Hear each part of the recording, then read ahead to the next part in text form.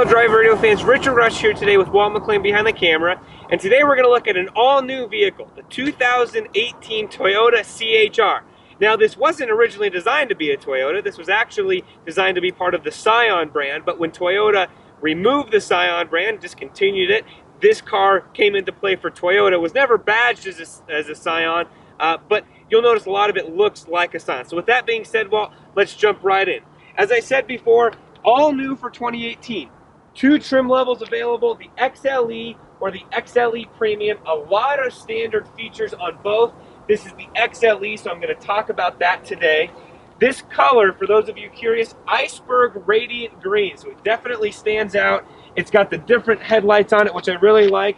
And actually standard are auto headlights with auto high beams, the 18-inch wheels that you're seeing now, dual zone climate control, 7-inch touchscreen, a multitude of other features as well.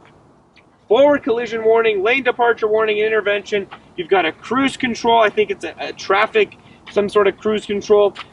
Different door handles up here, kind of a cool little thing. I think it's just different. It's up top, obviously. So we'll open that up. You will definitely notice by the size that this is for sure a crossover type vehicle. It's not obviously a full-size SUV.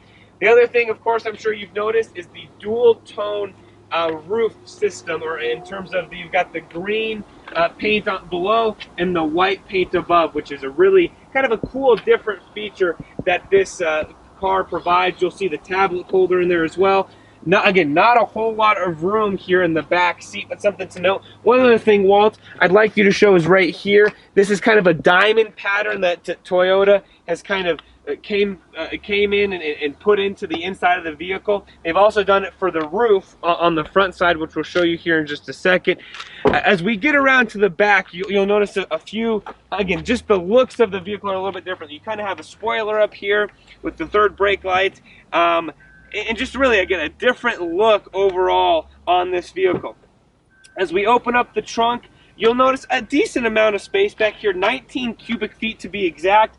A 60/40 rear folding seat, which gives you a total 36.4 cubic feet, which is a good amount for this size of a vehicle. But again, this is definitely a crossover vehicle. It's not a full-size SUV. You're going to have a hard time fitting 4 full-size adults in here, or even a car seat, which we actually tried to do this weekend. Did not go over so well. This is kind of a, I don't want to say a flimsy, but this isn't a hard privacy screen, just the kind of fabric to protect your cargo here in the back.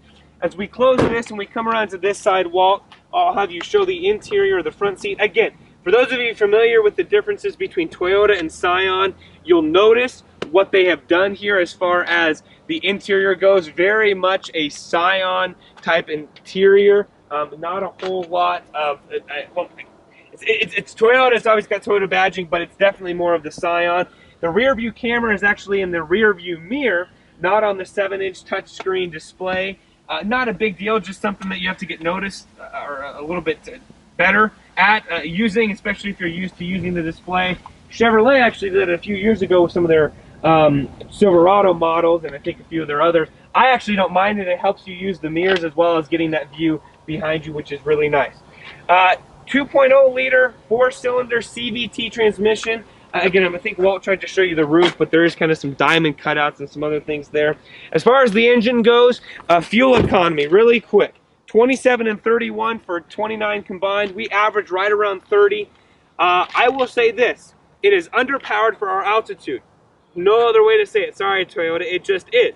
Now, is that going to deter me from buying the car? Well, you're not buying a powerhouse. You're buying something that's going to average great fuel economy, is small, is a fun-looking vehicle, is sporty, lets you fit into some tight spaces, but also has that stance that is more of an SUV type of a stance with it. But again, the CVT, especially at our altitude, my goodness, you got to smash that thing in order to get into traffic.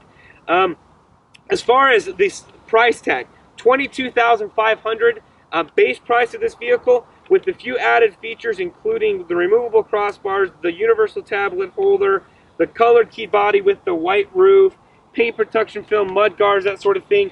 Total price on this vehicle, $25,384. And we kind of ask ourselves, what do we like about these vehicles before we actually go and review them? And what I really like about this vehicle, I like the value, I like the size, the price point is really great. Actually had my wife in this car this weekend, and she was really, really impressed with it. She was actually surprised at how much she liked it. So for our younger generation, millennials, looking to maybe buy your first car out from under your parents' roof, whatever it might be, live in a commuter area or more of a metro demographic, this definitely might be the vehicle for you. So if you want to learn more about it, head to Toyota's website. They got a lot of information on it. And if you do that, well, actually then from there, head to your local Toyota dealer. And once you do that, tell them that John and Richard Rush from Drive Radio sent you.